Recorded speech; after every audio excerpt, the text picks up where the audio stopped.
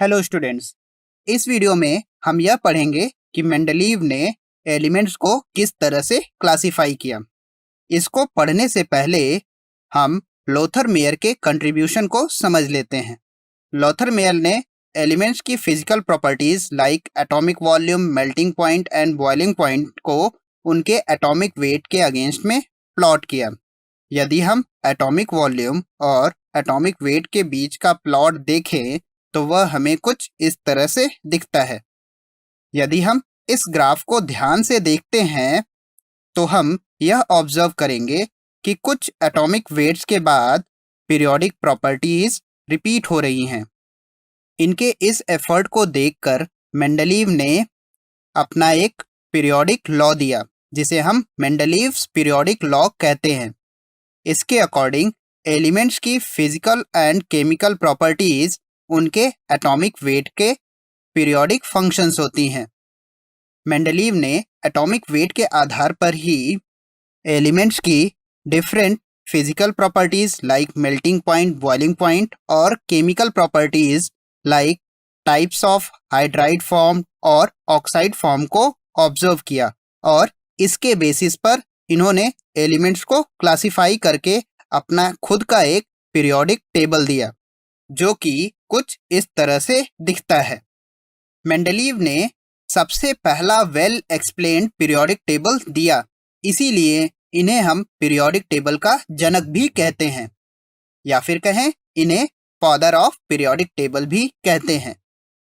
Mendeleev के periodic table में 8 vertical columns थी, जिनको इन्होंने ग्रुप्स कहा, और यह भी कहा यदि एलिमेंट्स सेम ग्रुप में प्रेजेंट हैं तो इनकी प्रॉपर्टीज भी सिमिलर होंगी। वहीं इनके पीरियोडिक टेबल में 6 हॉरिजेंटल रोज थे, जिनको हम पीरियड्स कहते हैं। मेंडलीव के इस पीरियोडिक टेबल की बहुत सारे एडवांटेजेस थे, जिसमें सबसे पहला एडवांटेज था कि इनका पीरियोडिक टेबल ज़्यादा सिस्टमेटिक था और बहुत सारी प्रॉपर्टीज को एक्सप्लेन भी करता था। मेंडलीव ने जब अपना पीरियोडिक टेबल प्रपोज किया था तो उस समय नोबल गैसेस के बारे में पता नहीं था, लेकिन बाद में जब नोबल गैसेस डिस्कवर हुए तो इनके ओरिजिनल पीरियोडिक टेबल को डिस्टर्ब किए बगैर नोबल गैसेस को ग्रुप 0 नाम देकर इनके पीरियोडिक टेबल में एडजस्ट किया जा सका। तीसरा सबसे बड़ा एडवांटेज यह था, मेंडलीव ने एलिमेंट्स को प्रिडिक्ट किया और उनके लिए अपने पीरियोडिक टेबल में गैप्स छोड़े। इसके कारण कुछ नए एलिमेंट्स डिस्कवर हुए, जैसे कि इन्होंने एल्युमिनियम के नीचे एक गैप छोड़ा था। गैप में प्रेजेंट एलिमेंट का नाम इन्होंने एका एल्युमिनियम दिया। यहाँ पर एका से मतलब है 1 बिलो, और उसकी कुछ प्रॉपर्टीज को कुछ इस तरह से प्रिडिक्ट करके बताया। बाद में गैलियम नाम के एलिमेंट की डिस्कवरी हुई, जिसकी प्रॉपर्टीज इनके प्रिडिक्टेड प्रॉपर्टीज से काफ़ी ज़्यादा सिमिलर थी, जिसको आप यहाँ पर देख सकते हैं। उसी तरह से इन्होंने सिलिकॉन के नीचे एका सिलिकॉन नाम के एलिमेंट को प्रिडिक्ट किया और उनकी प्रॉपर्टीज दी। बाद में जर्मेनियम नाम के एलिमेंट की डिस्कवरी हुई, जिसकी प्रॉपर्टीज इनके प्रिडिक्शन से काफ़ी ज़्यादा मिलती जुलती थी, और इन एलिमेंट्स को इनके एम्प्टी स्पेसेस में रख दिया गया।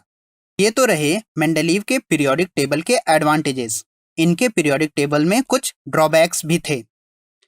मेंडलीव ने अपना पीरियोडिक टेबल एलिमेंट्स को उनके एटॉमिक वेट के इंक्रीजिंग ऑर्डर में रखकर बनाया, लेकिन इन्होंने कहीं कहीं एटॉमिक वेट से ज़्यादा प्रायोरिटी उनकी सिमिलर प्रॉपर्टीज़ को दी, जिससे कुछ कुछ जगहों पर इन्होंने एटॉमिक वेट के इंक्रीजिंग ऑर्डर को स्ट्रिक्टली फॉलो नहीं किया। इसे हम आयोडीन और टेल्यूरियम के एग्जाम्पल से समझ सकते हैं।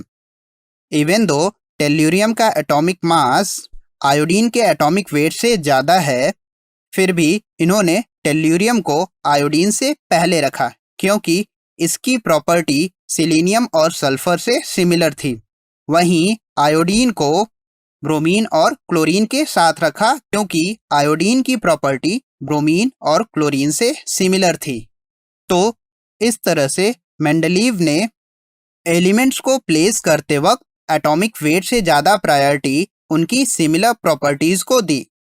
दूसरा ड्रॉबैक यह है कि मेंडलीव के अकॉर्डिंग यदि एलिमेंट सेम ग्रुप में हैं तो उनकी प्रॉपर्टीज सिमिलर होनी चाहिए, लेकिन कहीं कहीं पर हमें ऐसा नहीं मिलता है। जैसे कि आप देख सकते हैं कि ग्रुप 1 में लिथियम, सोडियम, पोटेशियम, रुबिडियम जो कि काफ़ी ज़्यादा रिएक्टिव एलिमेंट्स होते हैं, लेकिन इनके साथ least reactive metals like silver और गोल्ड भी हैं, जिनकी प्रॉपर्टीज सोडियम, पोटेशियम जैसे रिएक्टिव एलिमेंट से बहुत ज़्यादा डिफरेंट होती हैं। मेंडलीव ने हाइड्रोजन एटम को लिथियम, सोडियम के साथ ग्रुप 1 में रखा, लेकिन इसकी कुछ कुछ प्रॉपर्टीज हैलोजन एटम के साथ सिमिलर होती हैं। और मेंडलीव ने हाइड्रोजन के पोजीशन के बारे में कोई प्रॉपर एक्सप्लेनेशन नहीं दिया कि हाइड्रोजन को ग्रुप 1 में ही क्यों रखा और हैलोजेंस के साथ ग्रुप 7 में क्यों नहीं रखा।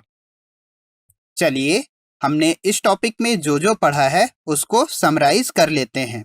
एलिमेंट्स को क्लासिफाई करने का सबसे पहला एफर्ट 19वीं सदी के शुरुआत में डॉबेरिनर नाम के साइंटिस्ट ने किया और इन्होंने 3 ट्रायड्स बनाए जिनको हम डॉबेरिनस ट्रायड कहते हैं। इनके बाद न्यूलैंड्स ने एलिमेंट्स को उनके एटॉमिक वेट के इंक्रीजिंग ऑर्डर में रखा और कहा कि एवरी 8th एलिमेंट की प्रॉपर्टी पहले एलिमेंट से सिमिलर होगी। इसे हम न्यूलैंड्स लॉ ऑफ ऑक्टेव भी कहते हैं। न्यूलैंड्स के बाद लोथर मेयर नाम के साइंटिस्ट ने एलिमेंट्स की physical properties like atomic volume, melting point and boiling point को उनके एटॉमिक वेट के अगेंस्ट में प्लॉट किया और यह ऑब्जर्व किया कि कुछ एटॉमिक वेट के बाद इन प्रॉपर्टीज में हमें रिपीटिशन देखने को मिलती है।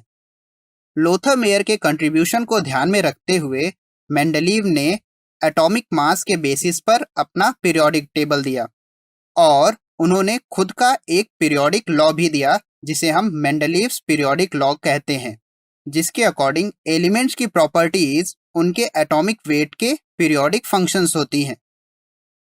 अब तक पढ़े कॉन्सेप्ट की हेल्प से आप इन प्रॉब्लम्स को सॉल्व कर सकते हैं।